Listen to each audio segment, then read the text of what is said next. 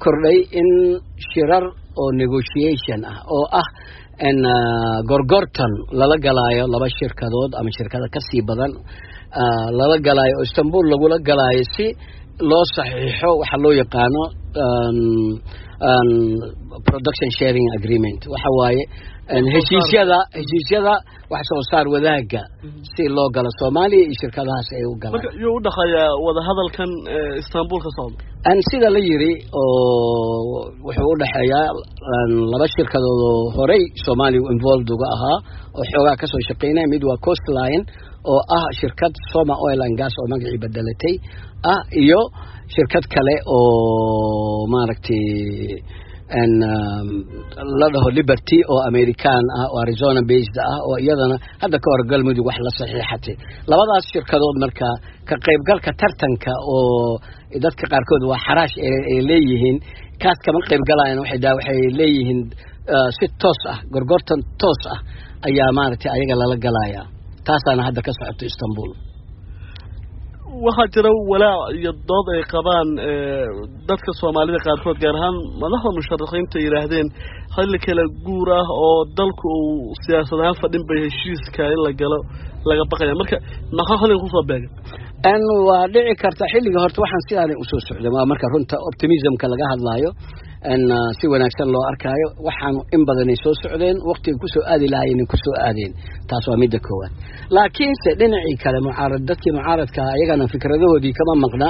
in ay isleeyihiin bahashan waqtiga ama sumcad weyn oo ayaa la dhisanaya lagu dhisana ama dhaqaale in laga helo oo hadhoodi kamaal lagu galo mataqaana tartanka marka labadaas dib waa qabi karaan labadaas fikrad mucaaradka way qabi karaan dibka kaliya meesha yaal intaas waay laakiin waxa kale waa standard procedure oo caalamka ay raacdo marka laga hadlaayo sida loo galo heshiisyada shidaalka soo saaridooda waxaan ogeyn sanado ka hor in la suuq geeyay oo shir London ka dhacay aad arinta looga hadlay walaal markaa jiray كم هو كدوة شركة؟ شركة إن بدل كجودة كاس أو طلابة هل طلابة هور الله وجسوا الدروي كاس أنا جوا كقريب قلي رجل كقريب قلي ومن حركة أنا كميلها إن وكاس وحوها سوماليا إن لا بروموت قري عالمك إن لهر لجوا ودن كسوماليا إنه شذال ليه هاي شركة ذا الدنيا دو كاليا إمادة سوماليا إن في ريا فرصة ذا هيال كفائدة سياسي هذا مدرس وإحنا حراشة مجرين ان بيد راوند ايا markaas ka bacdi la suubiyay oo hadda socdo bid round wax kale ma waa tartan shirkadaha ay tartamayaan xaraash ma aha wax lagu tartamayo way shirkada ugu technical fiican ugu maaragtay en farsamo wanaagsan ugu lacag badan oo ugu lacag badan waxa la jeedaa lacag awooda inay baarto iyo track record fiican haysata shirkadahaas la siinayo taas waa midda dhinaca maaragtay tartanka dhinaca kale waxa ka socdo midaan hadda in laba shirkadood oo si gooni Soomaaliya in taariikh gooni kule labadaas shirkadood midna waa Somali Oil and Gas oo Coastline iyo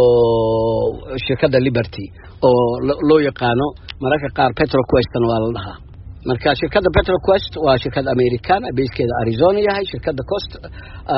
Coastline waa shirkad maaragtay isbedbedeshay in badan markii hore Mareykan iyo Ingiriisi waxa ku dhex jiray hadda in badan ayay isbedeshay shirkan ka socda Istanbul waxa walaa ka qaba musharaxiinta iyo siyaasiyiinta Soomaalida waxaana ku soo aaday waqti kala guura marka shakigan ay qabaan dadka midin muuqda dadkiina khubarada aniga shaki waxa hadiba shaki tahay waa ii muuqda laakiin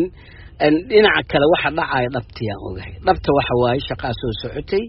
shaqadii dhameystirkeedii ayaa socdo in lamana dhahay berita markii qodada kale cusub timaada la dhameystirayo hadda waxba lama qabanayo shaqadii continuity-geedii ayaa hadda socdo waa intaas kali wax tiran badan war badan laga sheegi kara ma aha waa waxyaabo technical oo farsamo oo soo socday oo la dhameystirayo of course ninkii shaki raba inuu ka sameeyo shaki waa ka qaadan kara sida hadda ay soo sheegeen shirkadan Some Oil muddo dheer bay arrimaha ku jirtay arinta shidaalka marna waxaaba ku jiray oo qayb ku lahaa ra'iisul wasaaraha Soomaaliya Xasan Ali Khayre maxay magacan u bedelatay أنا مجا هداي يا مرة دواقي أنا شيء مجا واحد كلام شركتها مركي إسبدلان دتك له وفرنتها هاي شركة بدن شرب ووين هذا سوقلان هذا ربما مجا يبدلناين tii hore magaceed waa laga guuray shirkadda dad cusub waa ku soo biiray magac waa bedelatay waa intaas kaliya wax cado xumaan aniga kurinti kama dhax arko magac bedelashada laakiin shirkadda awood ma leedahay ayaa saddexdii arrin aan sheegaynay ma leedahay waxay kulli aan maqlaayay hadda wararkii soo gaaray waxay sheegayeen joint venture inay galayso shirkado kale wax la galayso oo dhameystiraya meelaha inta ay ku leedahay oo ah lacag yarida iyo technical ability-geeda oo yar iyo track record weyn oo lahayn waxa sadii shirkad weyn ay ku darsanto ka bacdi sidaas PSA iyadoo la socotay shirkad weyn sidaas wax lagu siiyo arintaas taas ay ku xalisan tahay laakiin sida hadda ay u taagan tahay Soma Oil waxba la siinaa la dhaho waxay noqonaysaa shirkad danaysanaysa flip over wax la dhaho waxay waa macna kale ma laha waxay Soomaaliya heshiiska ka qaadanaysa heshiiskaas shirkada kale ka gadanaysa Soomaaliya xilligan maxaa tan ugu jira marka loo eego dhanka faa'iido Soomaaliya waqtiga casriga baaristi ugu dambeysay 1989 and 90 ayaa ceelal laga qoday mundun iyo ceel Zeylac u dhow iyo ceel Garowe ah marka ceelashaas shaqadoodii socoto sheekadii waa dhamaatay waxa laga joogaa 30 sano soo wareegatay mar ayaa Puntland ee trial sameysay Shabelle 1 iyo Shabelle 2 oo ayagana petrol laga waayay waxa soo xiga waxa waaye juhdigan hadda socdo oo cusub oo SPA Somali Petroleum Authority-ga ee wado oo la rabo Soomaaliya inay meel gaarsiiso hay'adaha qaarkood gaar ahaan hay'adan Somali Petroleum la dhisay mar xukuumaddu ay dhacday waqti kala guuraheed aad ogtahay shar ahaan baa la isku haysaa marka sidee shar ku noqonay taas waxa maleynaa waxay xoog u tahay dadka politician-ka maxaa dhibkaas dad badan ayaa sheeganayay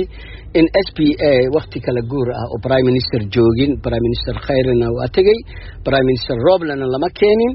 dhaxdaas ayaa la ansixiyay marka sheekadeeda waxa waa sheeko xogaa fiiris u baahan laakiin hadii wixii wax ku shaqeynay ay yihiin Soomaali ahaan shirkad shaqeynaysa oo hawsha qabsanaysa haday tahay dhinacaas in laga fiirin waa dhici karta dhinaca kale waxa diidan maamul goboleedyo oo completely